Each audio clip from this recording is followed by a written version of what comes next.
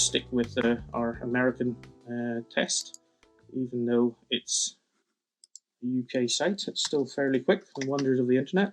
Next, I'm going to look at gov.uk. I'll just go straight to HTTPS and we'll run here. So that's kicked off immediately. So that's the same thing. We're keeping the exact same settings here. Chrome 3G fast.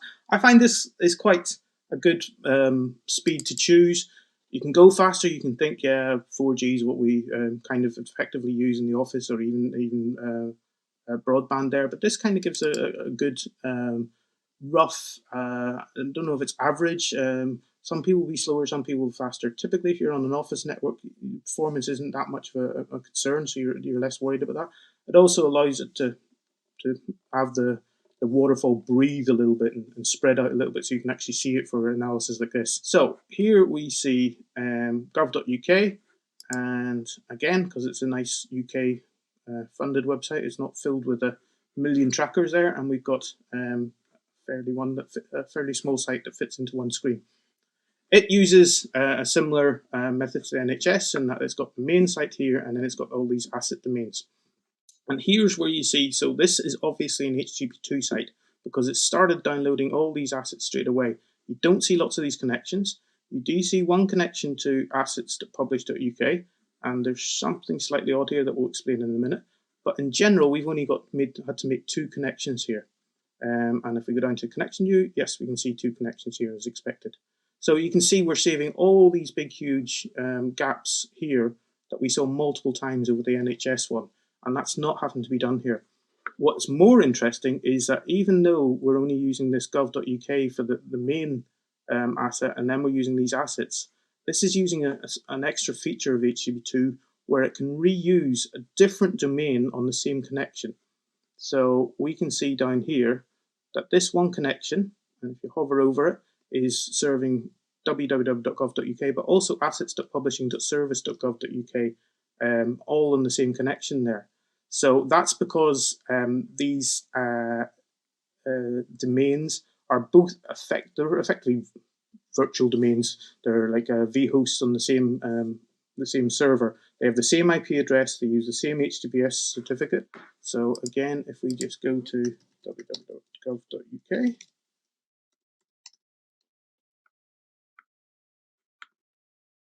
you will see if we view the certificate,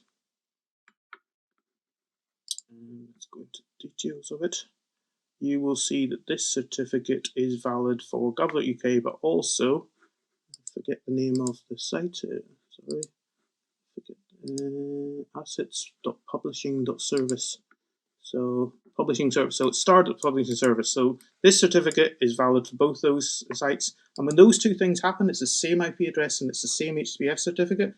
HTTP is allowed to just effectively say, you know what, I'm just going to reuse the same connection here. I'm not going to bother opening another one. We know it's basically the same computer I'm talking to, so that's fine. That can cause some issues if you've set up your server wrong and they aren't really the same, but here it's working very nicely. We don't have that additional lookup here and connection before it can download the first CSS. It can basically do it as soon as it actually sees the site and it can start downloading these. We also don't have a 6 limit. So we're downloading 1, 2, 3, 4, 5, 6, 7, 8, 9, 10, 11 assets here. I could have just taken the 12 minus the 1, but anyway. We're downloading 11 things all at once here. Now, again, our bandwidth is maxing out at a point here, not immediately, but at a certain point it gets up to there. So there are downsides there, and that's one of the things you need to watch out for whenever you move to HTTP2, is are you swamping the connection? Are you downloading a huge image and wasting a lot of your bandwidth on that whenever the CSS or the JavaScript is potentially more important? Under HTTP1, they would be held back by the server, by the browser, because it would be waiting on one of those 6 connections. Under HTTP2, it's not. The connection. The browser can say, here's everything I want, give it to me all at once. There are concepts of prioritization, and the browser can say, this one's really important to me, this one's less important, and the server can say, okay, cool, then I'll hold back that big image and I'll just send you the important CSS and JavaScript and only use that connection whenever I haven't got any of those to send. That's got an interesting history there. Some servers are very good at that, some servers are not, some browsers are very good at that, some browsers are not. So it's really quite difficult to depend on. But in theory, it's there. I just think we're still at the early days of HTTP2, and there's still a lot to be done there to optimize for that.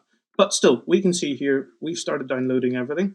Now, these are the fonts, and as I mentioned earlier, they have to be on a separate connection for reasons I'm not going to go into. So that does need a separate connection there. Here we can see it made the connection early, so I'm going to guess that they've got a pre-connect hint going on here. I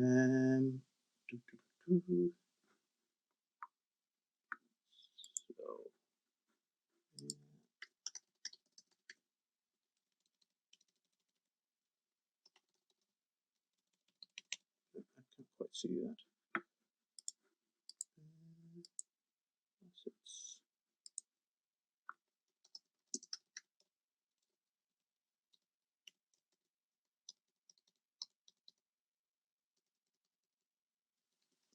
Okay, I can't see that there, but at some point anyway, it's realized, let's go back to the thing here, it's realized that it's probably going to, oh, I tell you what, Chrome by default opens 2 connections to the server. I'm guessing because this connection wasn't used, it could be used for the anonymous connection. So perhaps that's that. I'm not entirely sure, to be honest. But regardless, you can actually see here that we've made, presumably we've made savings from this, and we're able to connect there fairly quickly.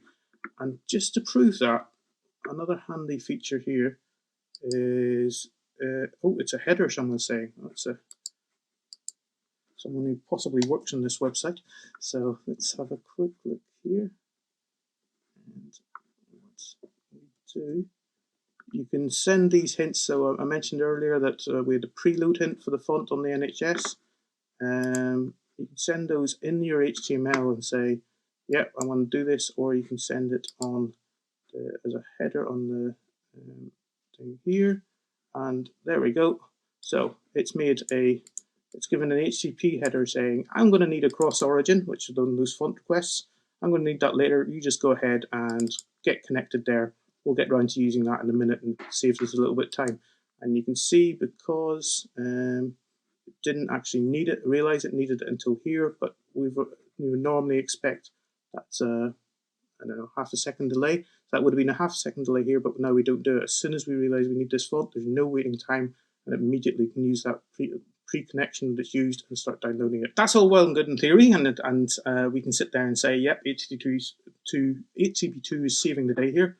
But let's actually have a look at it. So another handy thing that you can do with web page test, and we will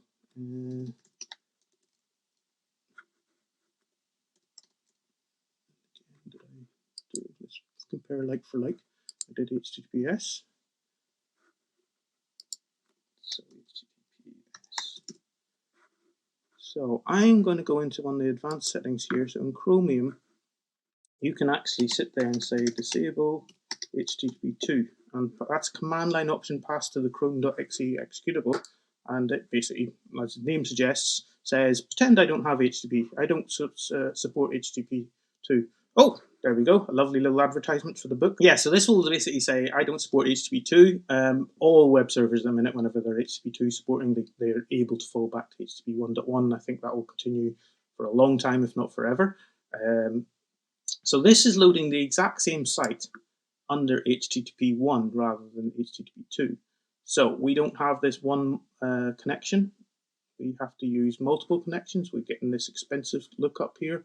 We're only allowed to do 6 at once, so you get this. And this is where, by the way, where the name Waterfall comes from, because you can see it's kind of a waterfall shape as it's moving down, freeing up the connections, adding more things in there and do that. So we can also, now we've got that there, we can go into our test history tab, and we can show these last 2 tests that we've run, and we can compare them. And what I'm going to do is I'm going to rename these just for ease. Once it finishes loading, I'm going to call that one, guessing that's HTTP 1, and I'm going to call that one HTTP 2. And down here you can see the waterfall for both. So let me just refresh the page so it picks up the 2 names that I've given it. So HTTP2, yep, is the one without all the connections. HTTP1 is the one with all the connections. So you can sit there and you can go back and forth here and compare the loading differences and see what it is. But what's more interesting is this film strip here. So here you can see it does take a little bit of time over a 3G connection. These orange panes show that something's changed there. Sometimes it's not visible, so I can see there's a little bit something there. I don't know if you can quite make out in the bottom. Then it's loading the actual image. So at 1.6 seconds under HTTP2, you basically have the page loaded there. Whereas it takes all the way up till 2.3 seconds there, and even then you don't have most of the content. So we're really talking about 2.6 seconds. So that's a whole second you've saved with primarily HTTP2. Well, no, actually, it's just HTTP2. They are, I mean, this exact same site other than both of those, unless the server's serving things slightly differently. And you can see we've saved it there about half the time it takes to download the website. And that really shows the power of what HTTP2 gives you. A single connection, not wasting all those times doing those, getting that connection up to full speed and pulling it back, means that this website has taken half the time. And again, this is a fairly simple website with only 24 assets on it. When you start to look at a more complicated one, a typical e-commerce website that's loading lots of interesting stuff, junk some might say, but anyway, or client-side rendered app such uses React or something like that, and it's really at the beginning of that journey of the website that's where it's most important, where you want to actually get a lot of the stuff done. That you can say websites are slow once they get in, once you download the assets, and if they're a very JavaScript heavy website and it's doing lots of things, and that's definitely true. Absolutely, they can be really heavy on the browser, and particularly when you're on a less able mobile device. But all websites suffer from this initial download pain. That's just the nature of what the web is about. Is you have to download the website, you have to see what it needs, and you have to download the rest of the assets that the website needs. And HTTP2 really helps with that. Its primarily aim was to just to speed up that and remove some of the inefficiencies of HTTP1, where there was an awful lot of back and forth and setting up connections to actually do that. And that was fine whenever the HTTP first came along and we were using very simple websites. But the web has grown to a hugely complex application almost nowadays, and the websites are getting more complex. So as I mentioned earlier, we're getting about 100 assets per domain is not unusual, and you get there doing that. So HTTP1 is really showing its age there and showing how inefficient it could be, and TCP to some respect as well. So the next thing that the IETF, which I see someone's mentioning in the chat, is working on is HTTP3, which will fundamentally at an application layer from the way we think about it, isn't that different from HTTP2. HTTP2 is probably a bigger leap there to what web developers need to think about, but the HTTP3 is built upon a UDP-based protocol rather than a TCP-based protocol. It's a reimagining of TCP in a protocol called QUIC, and that's going to look at trying reducing and making more efficient the TCP part of this. But it's building upon what we've done here with HTTP2, where we can have this concept of a single connection and packets going back and forth belonging to multiple streams within that connection, rather than HTTP1, which was each connection owns the whole connection, and you can assume in effect everything is for that one request until it's finished and done with there.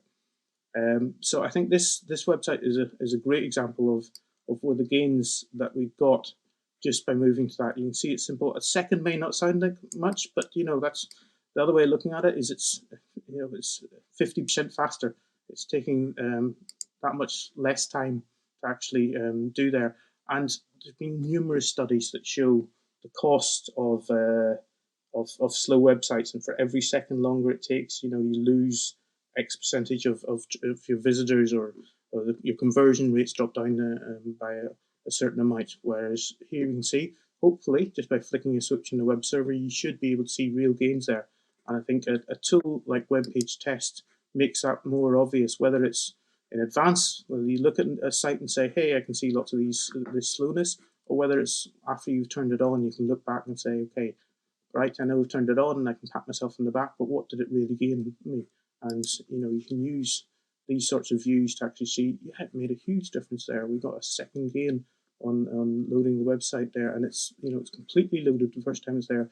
It's not like the first thing comes in there, it's not got any text, you've got to wait a little bit longer, and then it comes in there. And again, for your office or your fancy high-speed network at home, that might not be a big difference, but I think we've all been in those things where we're out in patchy area, be it in the countryside or in a congested city in the middle of London I used to work in, and that doesn't have the greatest connection purely because of the volume of people there all trying to use the same mobile masts, and you can get really slow connections. Or whenever you're sharing your internet cafe website and it's with a million other people all trying to work away at the same time, it's just painfully slow. And HTTP2 is one of those things that I like, that in theory just makes that better with hopefully minimal effort. Now, saying that, there's an awful lot of complexities with it, and things that can be different. And sites can actually be slower under HTTP2 rather than HTTP1 for some of the reasons I touched on earlier, where we're kind of clogging the pipe with everything rather than having this natural 6 assets at a time flow that HTTP1 enforced. And there's also an awful lot of